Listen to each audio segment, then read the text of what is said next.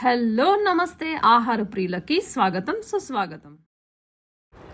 కొబ్బరి కారం అంటే ఇష్టపడని వాళ్ళు ఉండరండి. ఇంకా నెయ్యితో రైస్లో అమోఘమైన టేస్ట్. ఒక్కసారి టేస్ట్ చూస్తే ఇంకా వదలరు. ఈ వీడియోలో మనం కొబ్బరి కారం ఎలా తయారు చేయాలో చూద్దాం. చిన్న ముక్కలుగా కట్ చేసి పెట్టుకున్న ఎండు కొబ్బరి, చిన్న ఉల్లిపాయలు, ఎంచిన శనగపప్పు, జీలకర్ర అండ్ కరివేపాకు, ఉప్పు, కారం, సీక్రెట్ ఇంగ్రీడియంట్ బెల్లం ఉండాల్సింది. ముందుగా కొబ్బరి ముక్కల్ని మిక్సీ జార్లో వేసి గ్రైండ్ చేసుకోవాలి.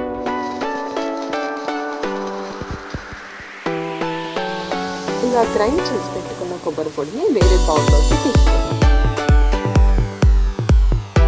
ఒక కప్పు వేయించిన శనగపప్పును తీసుకుని మిక్సీ జార్లో పొడి చేసుకోవాలి. కొబ్బరి ఇష్టపడే వాళ్ళకి ఒక కప్పు శనగపప్పు సరిపోతుంది, లేదా 2 కప్పుల శనగపప్పు అయినా చాలా టేస్టీగా ఉంటుంది. శనగపప్పు పొడిని కూడా కొబ్బరి పొడి ఉన్న బౌల్లోకి తీసుకోవాలి.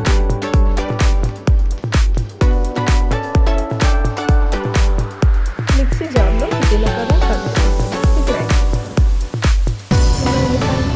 ఉప్పు, బెల్లం 1/1 వేసుకుంటూ గ్రైండ్ చేసుకోవాలి.